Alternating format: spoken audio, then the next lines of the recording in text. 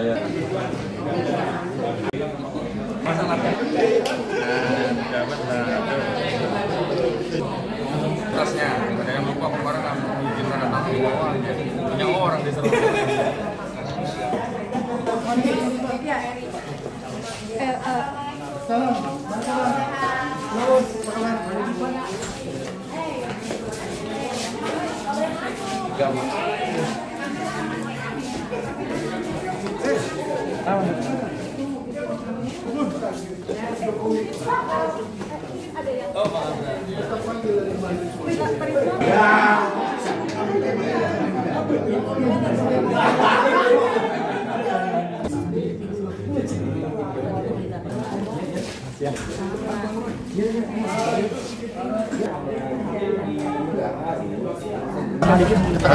Oh ya, ya terima kasih rekan-rekan media. Alhamdulillah kami dari tim advokasi anti kriminalisasi akademisi dan aktivis telah mendatangi Komisi Nasional Hak Asasi Manusia dalam rangka untuk mengadukan dugaan pelanggaran hak asasi manusia yang kami duga dilakukan oleh Saudara Joko Widodo berkaitan dengan adanya sejumlah tindakan kriminalisasi. Apa itu kriminalisasi?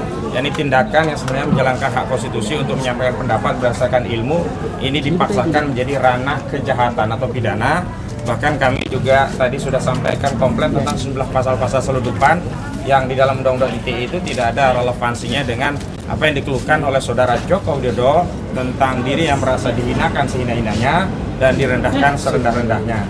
Jadi intinya tadi kami sudah sampaikan keluhan terkait hak-hak yang itu diatur dalam Undang-Undang Nomor 39 Tahun 1999 tentang hak asasi manusia, terutama tentang hak pada rasa aman, hak terhadap akses keadilan yang bebas dari diskriminasi, terutama hak kebebasan pribadi yang di dalamnya memuat kebebasan berpendapat. Kenapa kami juga keluhkan soal hak tentang keadilan di depan hukum yang sama tanpa diskriminasi? Karena klien kami ini diperlakukan diskriminatif. Laporan klien kami di Barreskrim tidak diproses, baru diproses setelah 6 bulan. Sementara laporan dari Saudara Joko Widodo di Polda Metro Jaya begitu cepat kilat sejak 30 April. Nah, kemudian kami juga persoalkan tentang adanya hak pribadi yang dilanggar, yakni hak dari klien kami yang sedang menjalankan ilmu pengetahuan dalam rangka mengungkap sebuah pertanyaan publik sebenarnya, bukan pertanyaan Pak Roy Suryo saja, bukan pertanyaan Pak Rismon atau juga bukan pertanyaan Dr. Tifa Bukurnia dan juga Pak Rizal Fadilah. Saat ini ya pertanyaan terkait keaslian ijazah Saudara Joko Widodo itu merupakan pertanyaan seluruh rakyat Indonesia, dan inilah yang sebenarnya sedang diungkap dan kemudian dipersoalkan oleh Polda Metro Jaya dengan serangkaian proses-proses yang menurut kami melanggar prosedur hukum dan juga secara substansi. Baik, untuk ringkasan tentang apa yang diadukan, rekan kami Al-Ghifari tolong untuk disampaikan. Silakan Al-Ghifari. Ya, baik, ya terima kasih ya rekan-rekan media. Hari ini kami tadi sudah menyampaikan kita berharap tadi dengan komisioner, tapi diterima oleh perwakilan dari pengaduan. Kami menyampaikan bahwa apa yang terjadi hari ini terhadap klien kami, Roy Suryo, Dr. Tifa, dan rekan-rekan semua, itu adalah bentuk kriminalisasi, di mana berusaha di dalam penegakan hukum yang dilakukan, itu dilakukan terhadap ekspresi publik, yang tidak hanya didasarkan pada opini, tapi juga didasarkan pada ilmu pengetahuan. Nah, bagaimana dengan sangkaan atau dugaan pasal yang kemudian digunakan?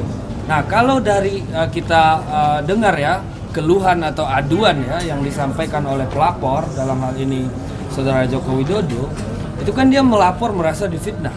Tapi kemudian oleh pihak kepolisian di dalam perkara ini digunakan pasal-pasal yang sifatnya itu adalah melindungi suatu informasi atau transaksi elektronik yang bersifat sistemik.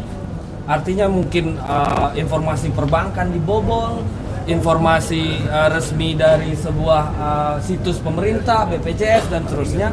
Itulah yang ancaman penjaranya 12 tahun penjara, yaitu pasal 35 Undang-Undang ITE, atau pemalsuan bukti, menyembunyikan informasi, proses hacking dan lain-lain di pasal 32 Undang-Undang ITE. Kita tahu selama ini orang tidak bersetuju dengan orang lain atas pendapat yang dia tidak suka, tidak menggunakan cara-cara seperti itu. dia menggugat di pengadilan atau dia mengadu menggunakan fitnah atau pencemaran nama baik.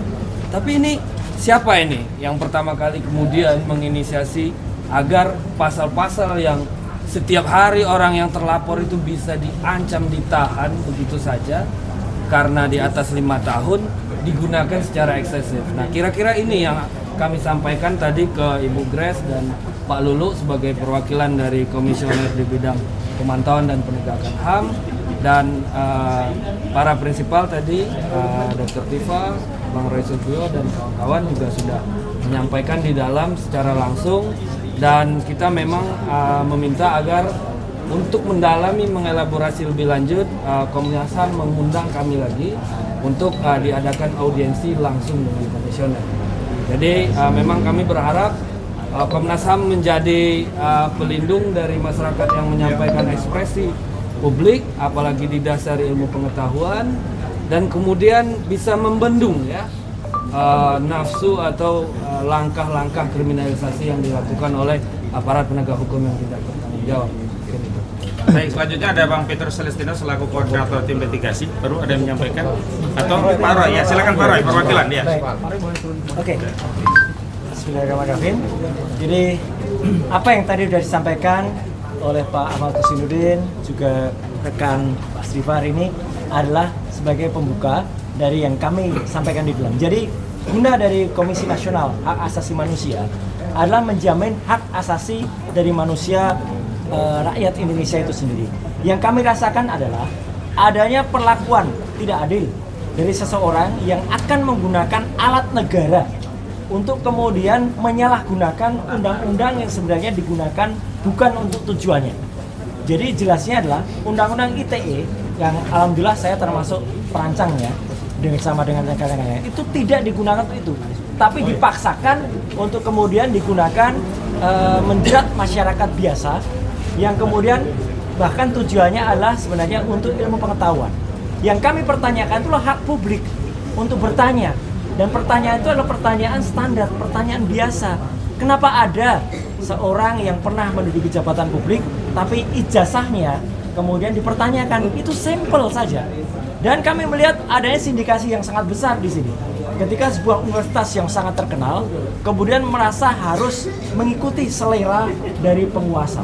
Jadi itu yang kami laporkan kepada Komnas HAM, dan insya Allah Komnas HAM bisa kemudian, tadi yang saya dengar Pak Lulu dan Mbak Grace juga berkomunikasi dengan salah satu komisionernya Pak Ulil, dan moga-moga kami nanti bisa melihat perkembangan dan guna dari Komnas HAM ini, dan bahkan kami tidak hanya berhenti di sini karena kami akan menyampaikan ini ke level yang lebih tinggi lagi, yaitu di level internasional. Terima kasih. Baik. Selanjutnya Pak Risman, silakan Pak Risman. Ya, Pak. Yang tadi sudah juga. Ya, silakan. Ya. Perkenalkan, nama saya Rismon Hasil Lanjanipar, ya, terlapor juga. Jadi di sini kita akan tadi menjelaskan kepada pihak dari hak asasi manusia, ya, Komisi Hak Asasi Manusia, bahwa kita sebagai peneliti atau pengkaji kita memiliki hak untuk bersuara, bahwa karena kita sebagai peneliti yang independen, kami ya tidak bias, artinya output dari kajian kami itu tidak ada bertendensi pribadi, bertendensi bias terhadap pencemaran nama baik. Ya, kalau kita ingin sebenarnya, bukan ingin ya, kalau kita sebagai peneliti yang tidak bebas kepentingan, ya, kalau kami punya kepentingan, justru ya lebih baik menjilat daripada mengatakan output dari kajian ilmiah yang belum tentu disukai oleh penguasa. Jadi sekali lagi ya, bahwa di dalam ilmu digital forensik itu ada yang dinamakan dengan fake document analysis, ya. Jadi outputnya hanya ada dua, bahwa outputnya itu autentik atau fake. Nah, kebetulan ya kajian saya ya, terutama, dan Pak Roy, walaupun kami tidak saling berkoordinasi karena jarak ya, dan juga pernah berseberangan di kasus Jessica Wongso, jadi memang penelitian kami mengkonfirmasi bahwa lembar pengesahan skripsi Joko Widodo itu adalah sebuah dokumen yang fake berdasarkan kesesuaian penggunaan teknologi, yaitu teknologi penggunaan teknologi font yang jauh di atas tahun 1985 yang diakui Pak Jokowi lulus tahun itu gitu. Jadi kalau kita teliti lebih dalam ya, bahwa digital font itu rilis oleh Microsoft Word ya, dengan Windows Operating System 3.1 yang dikembangkan juga ya, digital font Times New Roman itu oleh Adobe ya. Mereka mengembangkan untuk teknologi apa yang dinamakan dengan PostScript. Nah, dengan teknologi PostScript tersebut mengadopsi apa yang dinamakan dengan persamaan polinomial kurva Bezier. Nah, disitulah kita mendapati atau ditemukannya digital font yang sangat cantik dengan lengkungan kurva yang sangat sempurna. Nah, itu yang kita dapati di lembar pengesahan Pak Joko Widodo. Dan yang kita bandingkan juga bukan hanya di Indonesia, tetapi untuk tahun yang sama ya, bahwa lembar pengesahan disertasi di universitas yang cukup sangat terkenal ya, Massachusetts Institute of Technology (MIT) itu masih menggunakan IBM Electric Typewriter. Bagaimana mungkin ya, di MIT saja masih menggunakan IBM Electric Typewriter, tetapi Joko Widodo pada tahun 1985 sudah menggunakan teknologi word processor yang jauh melampaui tahunnya. Kalau kita teliti lebih dalam lagi ya, secara teknologi hardware maupun software ya, itu terkait dengan PPI maupun DPI. PPI itu pixel per inci, DPI itu dots per inci, maka bisa kita telaah lagi bahwa lembar pengesahan Joko Widodo itu menggunakan kerapatan pixel atau dots per inci yang sudah lebih dari 96 dots per inci yang hanya ada di Windows versi XP ya, sekitar tahun 2004-2005. Kalau kita lihat kerapatan dari lembar pengesahan skripsi. Jadi ini murni kajian ilmiah dan bisa diperdebatkan, diseminarkan, dikaji ulang, direkonstruksi oleh orang lain. Ini murni kajian ilmiah, tidak ada apa yang dinamakan dengan bias atau kebencian atau tendensi untuk mencemarkan nama baik gitu. Baik. Terima kasih. Dr. Tifa silakan. Ya, baik, saya Dr. Tifa dengan ini menyampaikan bahwa kriminalisasi terhadap akademisi, terhadap ilmu pengetahuan itu adalah sesuatu yang sangat mengherankan. Sesuatu yang sangat tidak lazim di dunia ilmu pengetahuan. Dan saat ini kami mengalami bukan hanya sekedar kriminalisasi, tetapi juga bahkan kami mengalami intimidasi oleh seseorang yang melaporkan kami. Karena yang bersangkutan saat ini secara de facto masih memiliki kekuasaan. Dan kami dengan diundangnya kami, dengan ketidakjelasan posisi kami, pada tanggal yang kami diaku mengikuti sebuah peristiwa yang tidak kami ketahui, padahal saat ini sebenarnya kami sedang melakukan pekerjaan kami sebagai ilmuwan. Kami sedang melakukan pekerjaan kami sebagai akademisi untuk memberikan jawaban atas permasalahan, atas pertanyaan publik yang saat ini sedang kami lakukan. Tetapi di tengah-tengah kami sedang menjalankan tanggung jawab kami sebagai ilmuwan, kami dikriminalisasi. Artinya ada tendensi di situ bahwa kami akan dibungkam. Kami tidak diizinkan untuk terus melanjutkan pekerjaan kami untuk mengungkap kebenaran. Padahal yang kami lakukan sepenuhnya dilindungi oleh undang-undang. Undang-Undang Dasar 1945 pasal 28, Undang-Undang Kebebasan Informasi Publik, Keterbukaan Informasi Publik, dan yang lebih penting lagi, mengapa kami sekarang ini mengadu kepada Komnas HAM adalah pelanggaran hak asasi manusia yang bukan saja dilindungi oleh undang-undang, tetapi juga dilindungi oleh undang-undang internasional. Indonesia saat ini mengikuti ratifikasi dari PBB atas undang-undang untuk melakukan ekspresi, atas undang-undang untuk menyampaikan kebebasan. Dan ketika Indonesia mengikuti ratifikasi dari PBB, maka Indonesia harus mengikuti. Maka kami saat ini tidak hanya akan berhenti sampai di sini melakukan pengaduan terhadap Komnas HAM. Kami sudah melakukan komunikasi koordinasi dengan teman-teman diaspora yang akan membantu kami melanjutkan langkah kami untuk mengadukan kriminalisasi yang terjadi pada kami kepada komunitas hak asasi manusia sampai di level United Nations atau PBB. Dan insya Allah mudah-mudahan kami tentu saja akan mendapatkan dukungan yang luas. Sebab kalau seorang ilmuwan, kami para akademisi dikriminalisasi, ini akan menjadi sebuah presiden yang sangat buruk.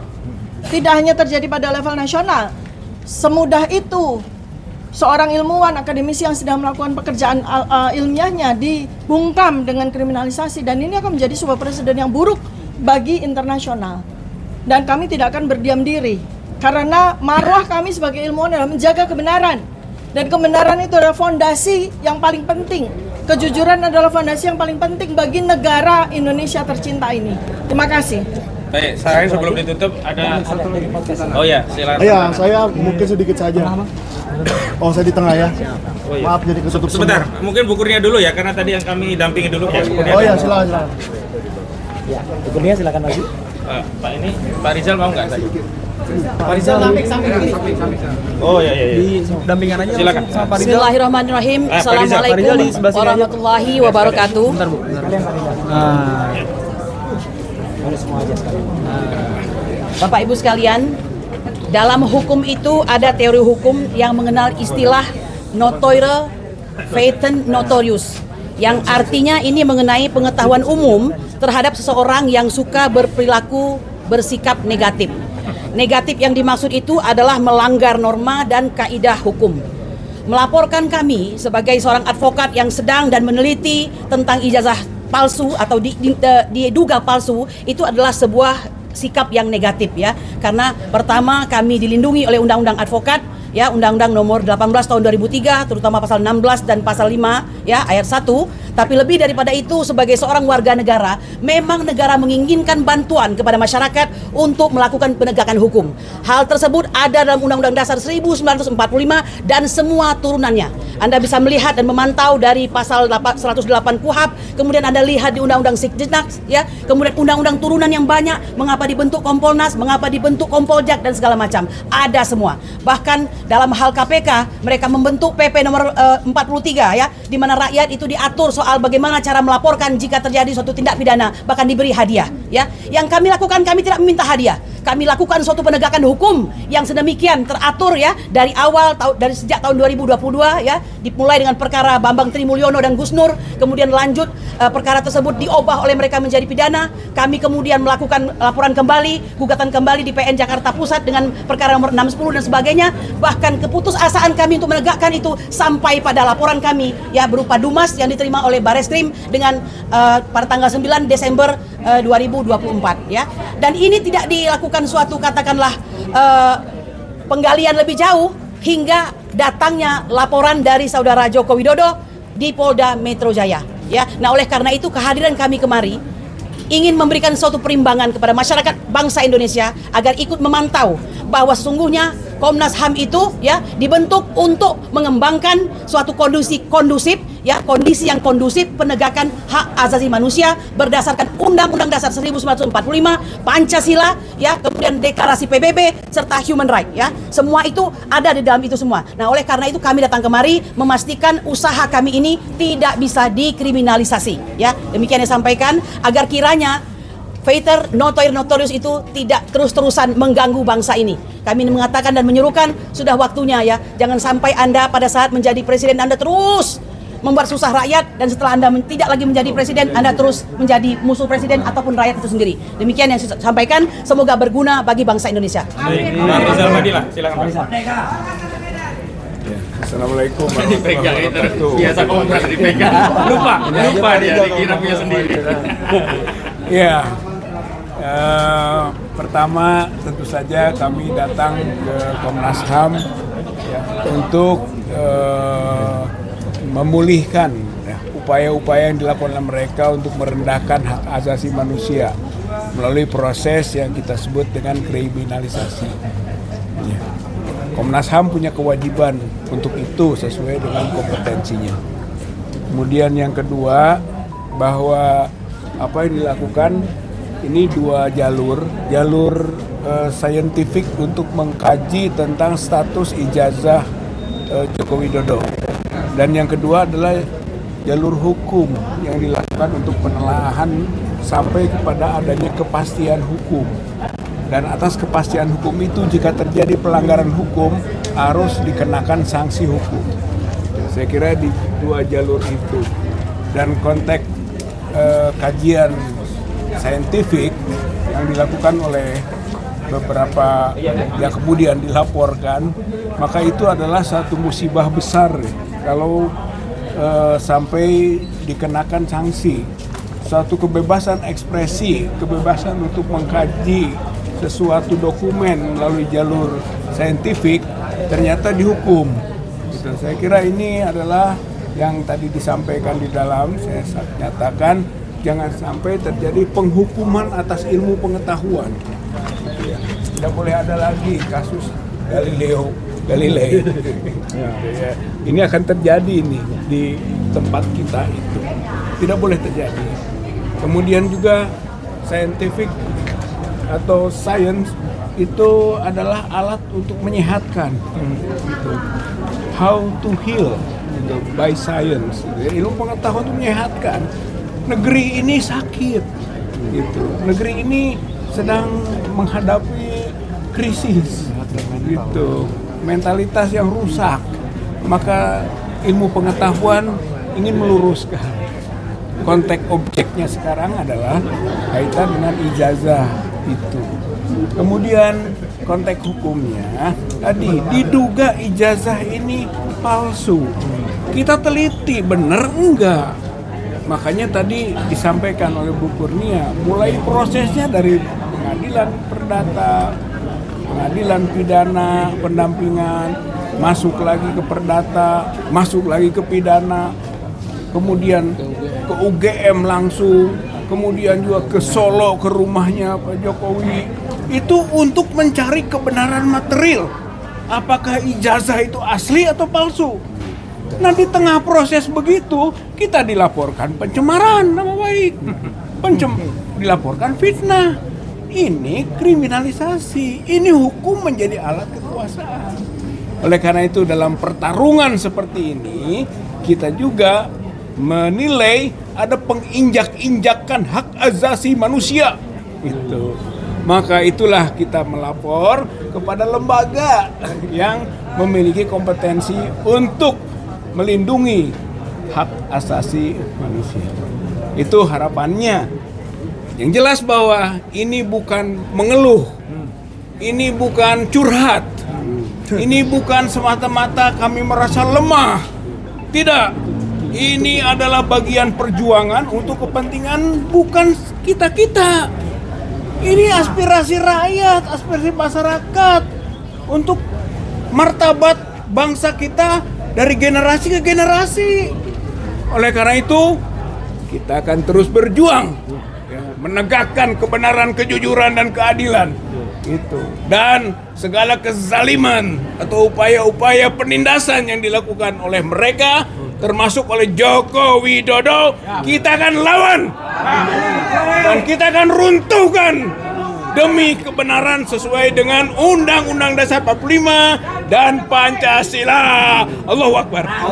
Oke, langsung ke Sentana dulu. Silakan. Oke. Mau pakai ini?